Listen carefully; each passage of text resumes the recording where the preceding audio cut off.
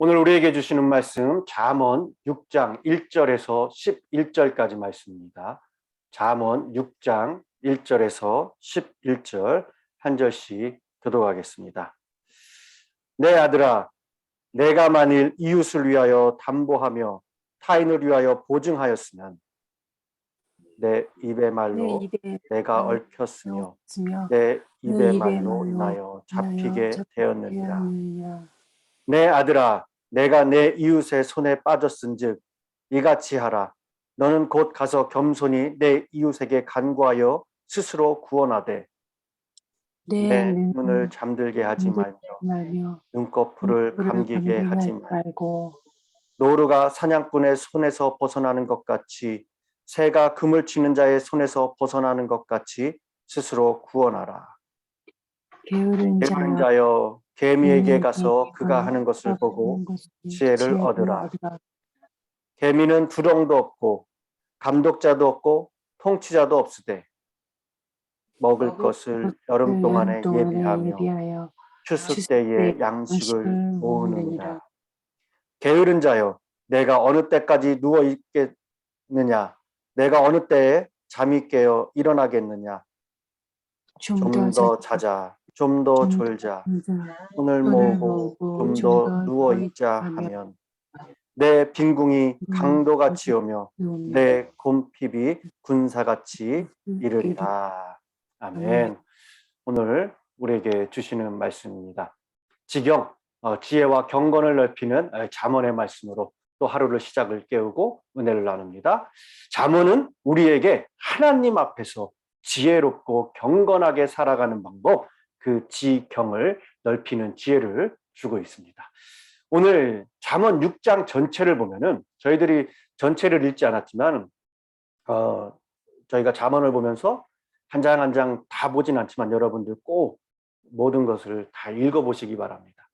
오늘 6장에 전체에서 말씀하는 것이 하지 말아야 할 훈계와 많은 명령들이 담겨져 있습니다. 그래서 다음과 같이 담보, 보증을 서지 마라. 그리고 입의 말로 책 잡히지 마라. 거짓말하지 마라. 게으름 피우지 마라. 그리고 여호와께서 미워하시는 것 하지 마라. 또한 교만한 눈, 거짓된 혀, 무죄한 자의 피를 흘리는 것을 삼가해라. 그리고 여자를 조심해라. 이러한 많은 실제적인 명령들이 담겨 있습니다. 이렇게 우리의 삶의 현장 그리고 신앙생활에서 많은 실제적인 실천적인 교훈들을 담고 있어요.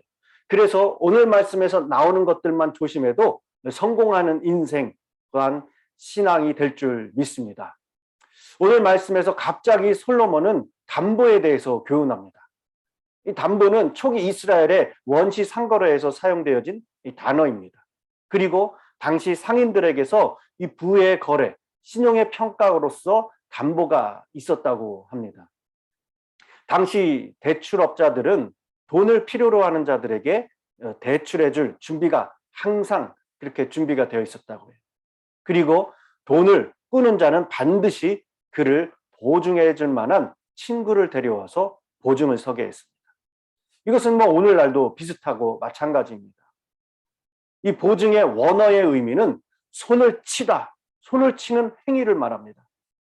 만약 채무자가 채권자에게 돈을 갚지 못하면 보증인이 책임져야 하기 때문에 덫에 걸린 것과 같다라는 거죠. 그래서 보증, 손을 치는 행위, 이 행위는 이미 보증을 선 자가 덫에 걸렸다라는 의미를 담고 있습니다. 그런데 솔로몬은 왜 갑자기 보증에 대해서 말할까? 아마 그 당시에도 담보로 돈을 꾸는 일들이 그리고 이걸로 인해서 많은 사회적인 부작용 또한 신앙의 어려움들이 있었던 것 같습니다. 보증은 친한 사이나 아주 가까운 사이가 아니면 불가능하죠. 또 그렇게 친한 친구나 친척이 보증을 요구할 때 거절하기란 쉽지 않습니다. 그래서 대부분 보증에 덫에 걸리게 된다는 거예요. 그런데 오늘 말씀을 보면은 단순히 담보 잡히지 말고 보증 서지 말라는 이야기가 아니라 그것이 아니라 좀 더 깊이 들어가 보면은 관계를 잘 이어나가고 지켜나가기 위해서 우리가 할 수 있는 것과 할 수 없는 것을 잘 구분하라라는 의미가 담겨 있습니다. 무책임하게 지키지도 못할 일을 하지 말라는 거예요. 그렇게 솔로몬이 여기서 말하고자 했던 것은 담보 그 자체에 대한 금지가 아니라 보증이나 담보가 가지고 있는 위험성에 대해서 경고와 함께 무분별한 보증과 담보는 그만큼 자기 자신을 해야 할 위험성이 크기에 신중을 기할 것을 특별히 강조하고 교훈하고 있는 것입니다. 이 보증과 담보는 2절에 내 입의 말로 얽혔다 그리고 잡혔다 이야기합니다. 입술과 마음의 교만에서 비롯된 것이다 라는 거예요. 생각이 게으른 탓이기에 올무에 걸린 새와 같아서 즉시 그래서 어떻게 된다고 합니까? 빠져나와야 된다라고 합니다. 그래야 산다는 거예요. 왜 입술과 마음의 교만이고 게으름입니까? 너무 쉽게 경솔하고 성급한 판단으로 인정에 끌렸기 때문에 그런 거예요. 그렇기에 우리는 무엇보다 너무 쉽게 경솔하고 성급한 판단으로 인정에 이끌려 어쩔 수 없이 보증을 서고 담보를 잡히게 하는 일은 교만함이 되므로 결코 없어야 될 줄 믿습니다. 그래서 특별히 솔로몬은 2절에 내 입의 말이라는 말을 거듭 반복으로 보증으로 인해서 곤경에 빠지게 되는 것은 어디까지나 보증선 사람의 무분별하고 경솔한 생각과 교만한 말의 결실임을 분명히 깨우쳐주고 있습니다. 모든 손해는 누구를 원만할 것도 없이 자기 자신의 잘못에서 책임을 다 지는 것이다 라고 말씀합니다. 사람 사이의 관계를 가장 여러분 쉽게 깨뜨리는 것이 바로 이 돈의 문제죠. 아무리 친하고 좋은 사이라도 둘 사이에 이 금전적인 거래가 있게 되면은 문제가 생겨요. 안 생길 수가 없습니다. 여러분이 누군가에게 보증을 서준다면은 여러분뿐만이 아니라 온 가족이 그 몫을 감당해야 됩니다. 그런 것까지도 염두에 두고 보증을 서라는 거예요. 사람을 잃지 않고 관계를 발전시키기 위해서 꼭 지킬 수 있는 일과 지킬 수 없는 일을 구분할 수 있는 지혜를 얻기를 간절히 소망합니다. 하나님의 말씀을 새긴 자녀들은 하늘의 지혜를 구하고 말하고 행동하며 또한 재물뿐만이 아니라 우정이나 믿음으로 만난 신앙의 공동체의 이 교제조차 단절되는 일이 없도록 신중해야 될 줄 믿습니다. 그리고 오늘 말씀에서 이어서 게으름에 대한 지혜의 말씀을 주고 있습니다. 가정이나 사회 그리고 신앙생활에서 부지런하기 위해서 잠언 기자는 계미를 통해 교훈을 얻으다라고 말하고 있죠. 여러분, 계미의 특징 중 하나는 독립된 생활을 하지 않는다는 거예요. 계미는 집단 생활하는 것이 특징입니다. 집단 생활에서 중요한 것은 그런데 조직과 질서예요. 그런데 계미 때는 보면은 조직이 없어요. 대장도 없고 부하도 없습니다. 그러나 모두가 하나로 어떻게 돼요? 일치된 생활을 하면서 열심히 일하는 것을 보게 되죠. 이것은 교회 성도가 교회 집단 공동체 생활을 서로 협력과 협동으로 하나가 되어서 일을 해야 한다라는 것을 우리에게 단면적으로 말씀해주고 보여주고 있습니다. 또 하나 개미의 특징은 8절을 보면은 부지런한 것이 특징입니다. 개미는 여름 동안에 열심히 일해서 겨울을 준비한다고 합니다. 부지런한 사람은 목적의식, 목표와 비전을 바라보면서 일하는 사람들이에요. 눈앞에 그저 즐거움만 보고 세월을 허비하는 것이 아니라 미래를 위해서 투자하는 삶을 살아간다는 것이죠. 여러분, 가끔 고개를 숙여서 땅을 볼 때, 이 개미를 볼 때 있지 않습니까? 그런데 개미가 자기보다 훨씬 큰 그 먹이를 물고 가서 양식으로 삼는 것을 보게 됩니다. 이런 것을 보면서 개미의 힘, 이 파워를 실감하죠. 아니, 어떻게 저렇게 힘이 셀 수가 있어? 저거를 들고 갈 수가 있어? 누구나 다 한번 보셨을 거예요. 성도에게는 이런 지혜와 힘과 부지런함, 능력이 있어야 된다는 거예요. 삶에 그냥 무기력하게 힘없이 살아가는 것은 개미보다 못한 것입니다. 성도에게는 영적인 힘이 있어야 돼요. 전혀 힘이 없는 연약한 개미도 자신의 몸보다 훨씬 큰 것을 잡아 끌고 가는 힘을 발휘하듯이 우리는 여러 가지 면에서 어려움이 있지만은 또 부족하고 연약하지만은 우리가 날마다 성령의 은혜를 간구하고 그 능력을 받아서 우리가 영적인 힘을 발휘할 수 있어야 된다는 거예요. 개미는 여름이 지나고 나면은 가을과 추운 겨울이 돌아오는 것을 알고 있습니다.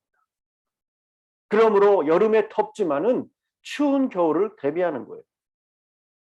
마태복음 25장의 열처녀 비유에서처럼 슬기롭게 기름을 준비해 놓은 사람은 밤늦게 신랑이 왔을 때 기쁨으로 맞이할 수 있었습니다. 그러나 어리석은 다섯 처녀는 그렇게 하지 못했어요. 신랑을 맞이하지 못했습니다. 여러분, 오늘날의 시대를 예측 불허의 시대다라고 말하고 있죠. 무슨 일이 일어날지 당장 몇 시간, 몇 분 초앞에 우리가 일들을 알 수가 없습니다. 하지만 성경에서는 길 대신 예수님께서 바르게 일러주고 계시다는 거예요. 여러분은 믿음에서 떠나 탕자의 삶을 살지 말고 주님 오실 날을 고대하면서 날마다 지혜롭게 준비하는 삶, 믿음으로 승리하시길 바랍니다. 옛날부터 어른들은 개미가 집을 비우고 이사를 하거나 집 주변을 이렇게 높게 뚝을 쌓으면은 비가 오겠다라는 그런 생각을 했습니다. 실제로 개미는 다가올 재난과 환난 그리고 시험을 대비한 현명한 곤충입니다. 이렇게 개미조차 시험과 환난 그리고 종말을 대비하는데 오늘 하나님의 형상으로 지음받은 우리가 게을러서 준비하지 못하면 어떻게 되겠느냐라는 거예요. 여름에 개미처럼 부지런하고 깨어서 시험을 이기는 성도 저와 여러분이 되시기를 간절히 소망합니다. 여러분, 예비하고 준비하는 사람이 부지런한 사람이고 땀을 흘리며 사는 사람이에요. 그러나 예비하지 못하는 사람은 준비하지 못하고 언제나 그때그때 그저 적당히 살아가는 게으른 사람입니다. 9절에서 11절 좀 더 자자, 좀 더 졸자, 손을 모으고 좀 더 누워있자 하면은 내 빈궁이 강도같이 오며 내 곰핍이 군사같이 이르리라. 게으른 자의 모습과 그 결과 빈궁이 강도같이 곰핍이 군사같이 이를 것이다 라고 말씀하고 있습니다. 여러분, 신앙생활하면서 하나님 앞에 서게 될 날을 준비하지 못한다면 그처럼 불행한 일은 없을 것입니다. 우리는 언젠가는 하나님 앞에 서게 되어 있습니다. 이 세상 어느 누구도 이 하나님 앞에 서는 것을 피할 수 있는 사람은 아무도 없습니다. 그렇기 때문에 이 하나님 앞에 서는 것을 준비하는 사람이야말로 가장 지혜로운 사람이요, 현명한 사람이요, 부지런한 사람일 줄 믿습니다. 때문에 우리는 눈앞에 일에만 급급해서 장래일을 준비하지 않은 미련하고 게으른 성도들이 되어서는 안 된다라고 우리에게 오늘 깨우쳐주고 있습니다. 내 이익에만 눈이 어두워서 하나님을 멀리하고 게을르지 않게 하길 바랍니다. 하나님의 지혜의 말씀을 가까이 함으로 언젠가는 하나님 앞에 선다는 사실을 꼭 기억하시기 바랍니다. 시편 128편 2절에 내가 내 손이 수고한 대로 먹을 것이라. 내가 복되고 형통하리로다. 저부터도 할 수 있는데 그리고 해야 하는데 하지 못하는 일들이 하지 않으려고 하는 일들이 얼마나 많은지 모릅니다. 오늘 말씀을 보면서 굉장히 부끄러운 마음이 듭니다. 이런 게으른 모습을 보면서 변명부터 앞세울 때가 우리가 너무 많을 때가 있다는 거예요. 그런데 하나님은 게으른 자에게 더 이상 기회를 주시지 않습니다. 오히려 여러분 한 달란트 받은 종이 그 한 달란트까지 빼앗긴 것처럼 게으름을 바꾸지 않으면 주어진 기회마저도 빼앗길 수밖에 없어요. 우리는 얼마나 많은 것을 가졌는지 또 그 가진 것으로 얼마나 많은 것을 남겼는지에 대해만 관심을 가지기 쉽습니다. 그래서 이왕이면은 5달란트를 가지려고만 하죠. 하지만 5달란트를 가지고도 그냥 게으르게 묻어두기만 한다면은 악하고 게으르다라고 책망받을 수밖에 없다는 거예요. 그러니까 하나님께서 원하시는 것은 1달란트를 가지고도 게으르지 않는 것입니다. 우리의 믿음과 삶이 게으름에서 벗어나서 하나님의 뜻을 따르는데 더욱 부지런한 그러한 모습이 되기를 간절히 축원합니다. 오늘 잠언을 통해서 두 가지 말씀을 합니다. 첫 번째, 보증 서지 마라. 보증을 서려면은 책임을 지라. 내 손이 수고한 대로 그저 성실하게 일해서 얻어먹지 말고 책임을 다하라. 그리고 두 번째는 개미에게서 배우라는 거예요. 인생의 겨울을 위해서 저축해서 하나님께도 드리고 남에게 폐를 끼치지 않고 하나님의 영광을 드러내며 살아라 하는 것이 오늘 주시는 잠언의 지혜요, 교훈입니다.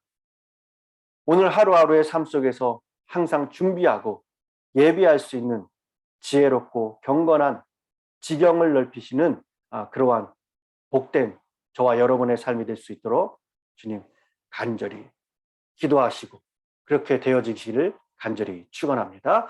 기도하겠습니다. 사랑의 하나님 감사합니다. 오늘도 저희들에게 말씀으로 깨우쳐 주신 은혜를 다시 한번 기억합니다. 주님, 우리가 의지할 분은 세상이 아니라 물질이 아니라 그 무엇도 될 수 없고 온전히 주님만이 우리의 의지가 될 줄 믿습니다. 주님만이 우리의 보증이 될 것을 믿고 의뢰하는 자가 되기로 합니다. 우리의 죄악으로 달려가긴 쉬운 이 육체를 오늘도 또한 주님의 십자가에 못 박기로 합니다. 우리의 옛 자아는 죽고 오직 예수님만 우리 안에 역사하시는 하루가 되게 하여 주시고 주님이 바라시는 참 지혜자로 살아가게 하여 주시옵소서. 하나님께서 우리에게 맡겨주신 교회와 가정과 사회가 있습니다. 그 가운데 여러 일들을 맡겨주셨습니다. 하지만은 때로는 어떻게 하면 우리가 좀 더 쉽고 편안하게 살려고 누려할 때가 많이 있었습니다. 때문에 주님의 말씀에 귀를 기울이지 않고 마음대로 살아가려는 교만함을 보일 때도 있었습니다. 하지만 하나님께서 이처럼 희망 없고 연약한 우리들을 구원하여 생명의 길로 인도하여 주신 것을 기억하고 날마다 감사함으로 더욱더 진실되게 저희들이 부지런히 주 앞에 헌신되게 하여 주시옵소서. 이 시간 진심으로 원하기는 우리를 구원해 주신 그 예수님만 의지하기로 합니다. 영원한 생명의 길을 걷기로 합니다. 오늘의 현실 속에서 악인의 길에 빠지지 않고 죄인들의 길에 오만한 자리에 앉지 않고 진실함과 정직한 부절함으로 나아갈 수 있는 결단으로 더욱더 주님 앞에 기쁨이 되고 칭찬받을 수 있는 그 지혜의 길을 걷게 하여 주시옵소서. 감사드리며 이 모든 말씀 우리 주 예수 그리스도의 이름으로 기도드렸습니다. 아멘.